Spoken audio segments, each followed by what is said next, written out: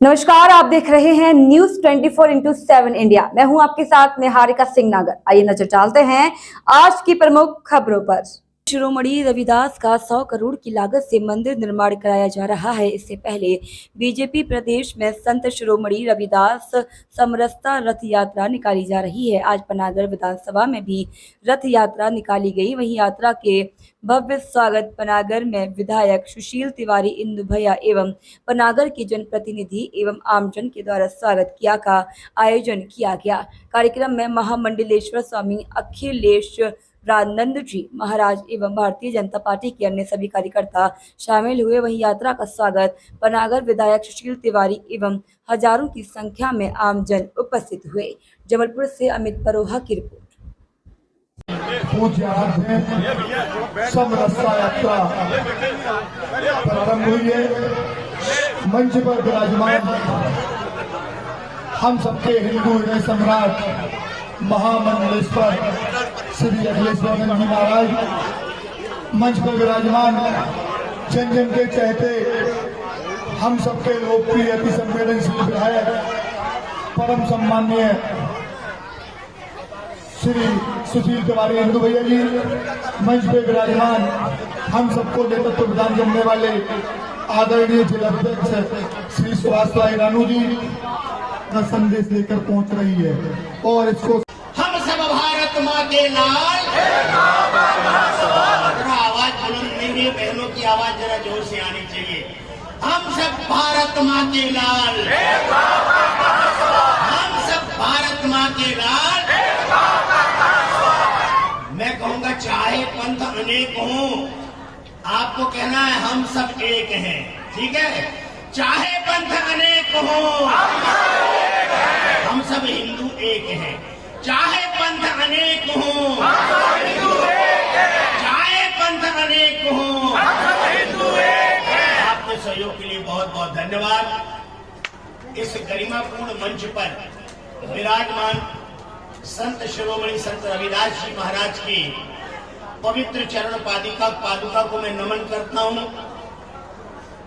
और उनके विग्रह को भी प्रणाम करता हूं। मंच पर विराजमान इस क्षेत्र के यशस्वी विधायक, मुझे कहने में बहुत गर्व का अनुभव होता है। जब राम भद्राचार्य जी ने कहा कि मुझे अपने शिष्य पर गर्व है, उनके शिष्य मालूम है कौन है? मालूम है ना, बागेश्वर महाराज आए थे यहाँ पर और रथ पे तो हम ही बैठे थे, नेतृत्व तो हम ही कर रहे थे।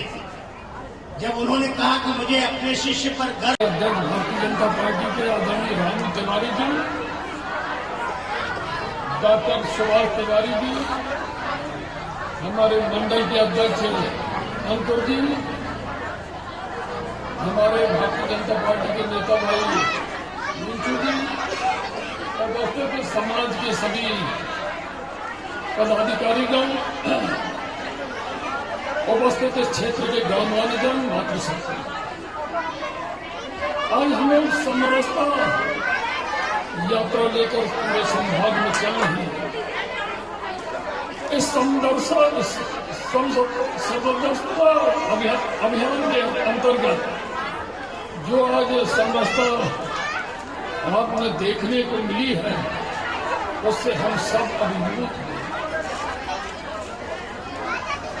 आज इतिहासकारों को हम देखते हैं, इतिहासकारों ने ऐसे शिरोमणि के काम को आगे बढ़ाने का काम नहीं किया कि बड़ी दुर्भाग्य उस समय के आपकी स्थितियों को देखते हैं।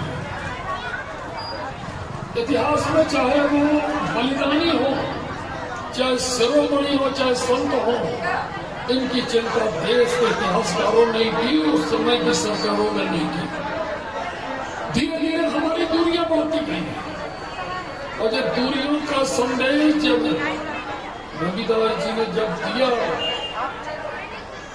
उस समय के कालखंड में जो व्यापार करते थे उस हिसाब से उसका जाति में विभाजन होता था। हम सब एक मां की संतानें हैं, हमारे एक ही खून है, हमारा डीएनए भी एक है, पर विभाजित कर दिए गए उस समय के लोगों और उसका साथ दिया उस समय की सरकारों ने। हमको सिखाया गया कि बाबा हुमायूं, ऐसे लोगों के विषय में हमें इतिहास सिखाया गया। शायद उस इतिहासकारों को, इन सरकारों को यह देश माफ नहीं करेगा, पर अब युग परिवर्तन आया है। मोदी जी के 9 वर्ष बेमिसाल है। इसमें कुछ सारे काम हो रहे हैं जिसकी कभी कल्पना हमारे पूर्वजों ने की, हम सब ने की। ऐसे हजारों कुर्बानियां चली हैं। समाज के बंटवारा करने वालों को भगवान माफ नहीं करेगा। इतिहास में ये चीजें हमें पढ़ाई जानी चाहिए। और हम धन्यवाद देते हैं माननीय प्रधानमंत्री जी को, माननीय मुख्यमंत्री जी को। महाराज जी, ये किस विषय में कार्यक्रम रखा गया था?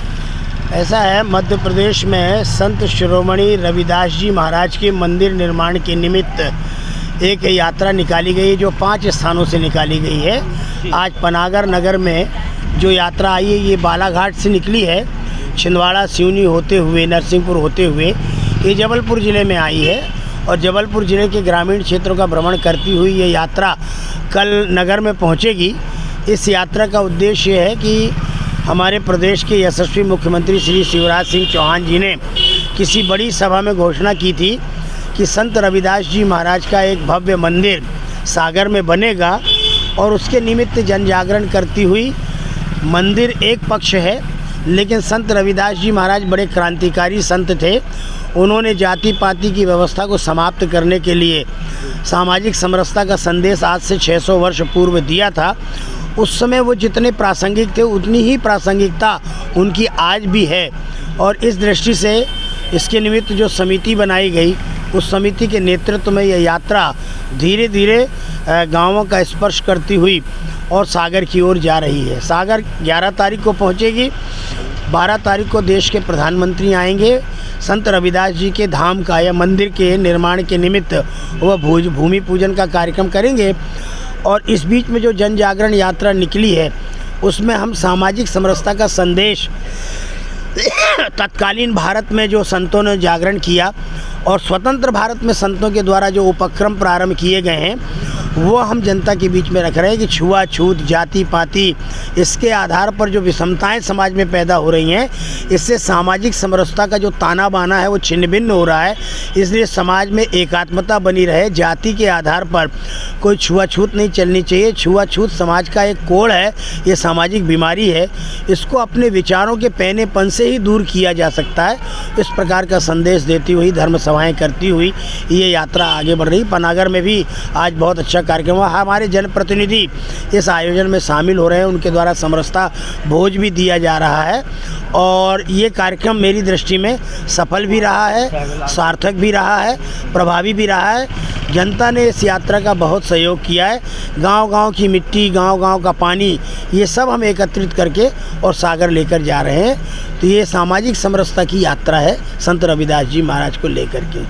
और संत रविदास जी महाराज के जो पंथ के अनुयायी संत महात्मा हैं, वे भी इस यात्रा में शामिल हो रहे हैं। और अदर समाज के लोग भी जो उस समाज से संबंध नहीं रखते हैं, यानी जिनको अपन ब्राह्मण, क्षत्रिय, वैश्य कह सकते हैं, ऐसे लोग भी इस यात्रा में शामिल हो रहे हैं और भरपूर सहयोग कर रहे हैं।